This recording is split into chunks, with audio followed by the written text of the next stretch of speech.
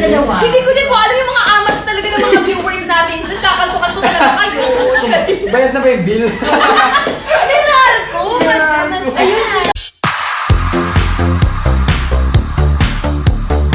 So siguro po sa hug, si Inigo. Grabe yung reaction naman ni Madam Sal. Kasi kami po physical attack kami nung physical kami dalawa.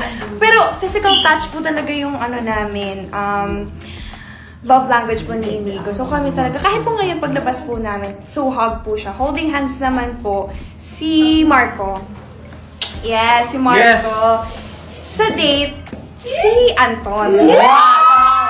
My heart on heart! Bakit? Holding hands kasi talagang super close po kami ni So, ayan, diba? mag-holding hands kami. Ayan, Ayan. tapos sample. ngayon Ayan. po, parang may announcement naman dito naman May event ba ulit tayo? Nakalabas na Wala na, tayo. nakalabas na tayo eh. Tapos po, sa date naman po, yun na si Anton. Kasi masaya po talaga siyang kasama sa Swear.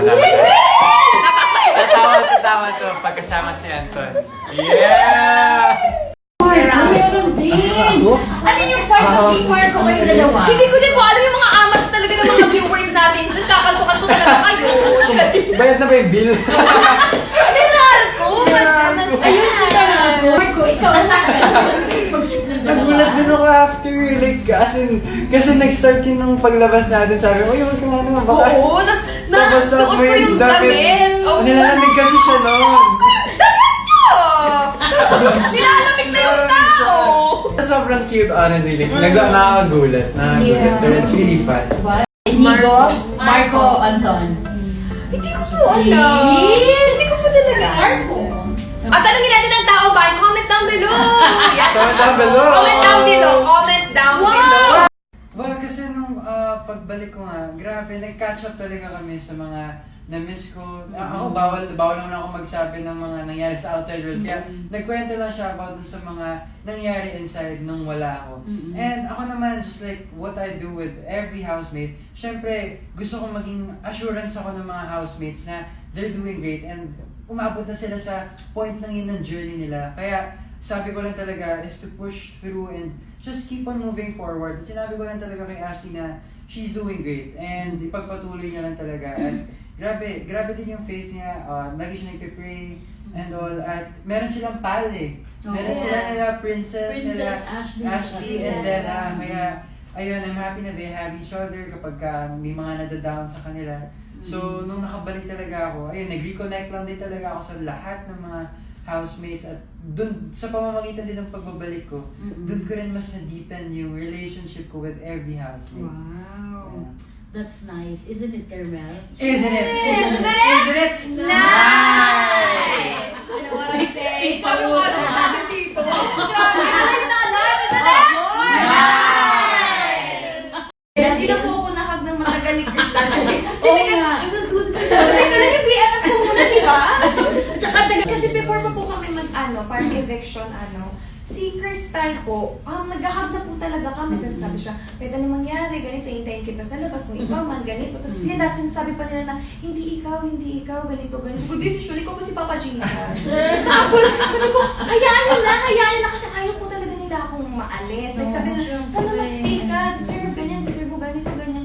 Sabi ko, hindi natin yung masasabi kung hindi naman yun yung plano para sa akin. So, nung nakita ko na po na naiiyak ko si Mono, dun po ako nagdiretso. And then si Miguel, sabi niya, I will do this for you, ganun. Tapos nag-away pa nga po yung dalawa pagkatapos ko pong exit. Nag-away si? Oo, si Crystal po sa si Miguel. Hindi na po ako nakag ng matagal ni Crystal kasi si Miguel, I will do this for you. Sabi ko, nag-BF ko muna, di ba? Tsaka tagal mo din kasi kay Hit eh. Yung parang nag-seminar pa kayo Oo, eh. nag-priority ka. Tapos si Kapres nakaganon, dalian nyo naman. Oo, kasi kapag sa buko kapag sa akin, kasi nag-usap pa po talaga ako sa mga. Oo. Kasi parang na siya. Ayun no, sa mga reaction nila.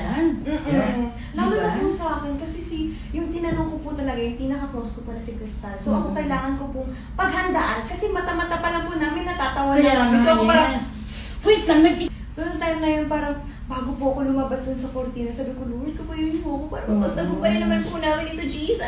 Yes! So nung time na yun, as in, pigil na pigil po talaga akong lumapit sa kanya, kahit magsabi na miss na kita. So talagang locked in po talaga. I mean, kilala ko na po yung iba. Kagaya po ni Marco kasi napapanood ko pa po siya nung bata po ako. Yung wala ko po inaabangan siya. Yes, lumala yung ulo mo. Sige, ay, hindi ka. Putukin mo yan. More pa. Si You're the man. I got the power. You make it right. I'll make it shout for you. Should know I'm the one who's in control. I'll let you come take the way as long as you don't forget. Who got the power? Carmel's got the power.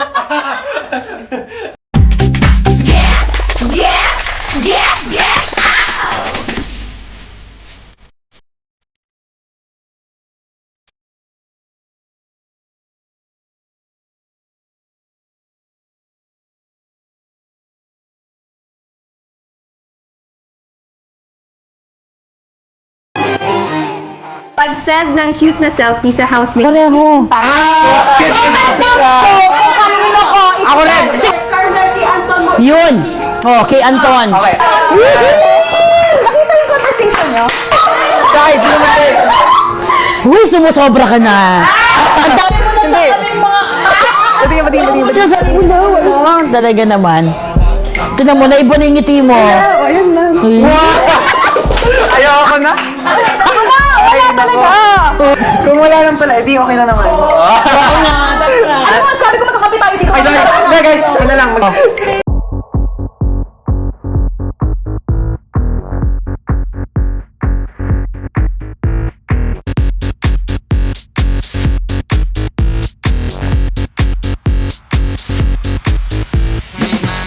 Tayo ay mag-abang sa